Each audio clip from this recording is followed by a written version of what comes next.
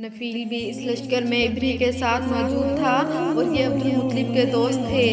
عبدالمطلب اس سے ملے، اونٹوں کے سلسلے میں بات کی۔ نفیل نے ابری سے کہا، قریش کا سردار عبدالمطلب ملنا چاہتے ہیں۔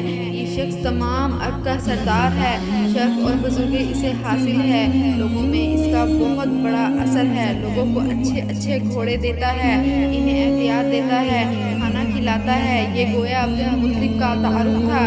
ابری نے انہیں ملاقات کے لیے بلا لیا۔ ابری نے ان سے پوچھا، بتائیے آپ کیا چاہتے ہیں؟ انہوں نے جواب دیا، میں چاہتا ہوں میرے اونٹ مجھے واپس مل جائیں۔ ان کی بات سن کر ابری بہت حیران ہوا۔ اس نے کہا، مجھے تو بتایا گیا تھا کہ آپ عرب کے سردار ہیں، بہت عزت اور بزرگی کے مالک ہیں، لیکن لگتا ہے مجھ سے غلط بیانی کی گئی ہے، کیونکہ میرا خیال تھا آپ مجھ سے بیت اللہ کے بارے میں بات کریں گے، جس کو میں گرانے آیا ہوں اور جس کے ساتھ آپ سب کی عزت و بستہ ہے، لیکن آپ نے تو سر سے اس کی بات ہی نہیں کی اور اپنے اونٹوں کا رونا لے کر بیٹھ گئے۔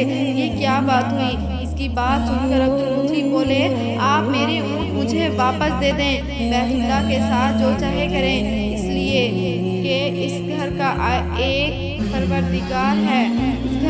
پروردگار ہے، وہ خود ہی اس کی حفاظت کرے گا، مجھے اس کے لیے فکر مند ہونے کی ضرورت نہیں۔ ان کی بات سن کر ابری نے حکم دیا، ان کے اونٹ واپس دے دیے جائیں۔ جب انہیں ان کے اونٹ واپس مل گئے تو انہوں نے ان کے سروں پر چمڑے چڑھا دیے، ان پر نشان لگا دیے، انہیں قربانی کے لیے وقف کر کے حرم میں چھوڑ دیا تاکہ پھر کوئی انہیں پکڑ لے تو حرم کے پروردگار اس پر غضبناک ہوں۔ پھر عبدالمطلب ہیرا پہاڑ پر چڑھ گئے، ان کے ساتھ ان کے کچھ دوست بھی تھے۔ انہوں نے اللہ سے درخواست کی، اے اللہ، انسان اپنے سامان کی حفاظت کرتا ہے، اپنے سامان کی حفاظت کرے۔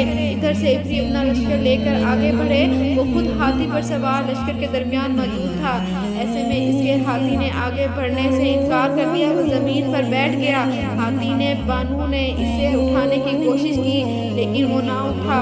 انہوں نے اس کے سر پر ضربیں لگائی، آنکھ سے چھپوئے، مگر وہ کھڑا نہ ہوا۔ کچھ سوچ کر انہوں نے اس کا رخ یمن کی طرف کیا تو وہ فوراً اس طرف چلنے لگا۔ اس کا رخ پھر مکہ کی طرف کیا گیا تو پھر رک گیا۔ ہاتھی بانوں نے یہ تجربہ بار بار کیا۔ آخر ابری نے حکم دیا، ہاتھی کو شراب پلائی جائے تاکہ نشے میں اسے کچھ ہوش نہ رہ جائے اور ہم اسے مکہ کی طرف آگے بڑھا سکیں۔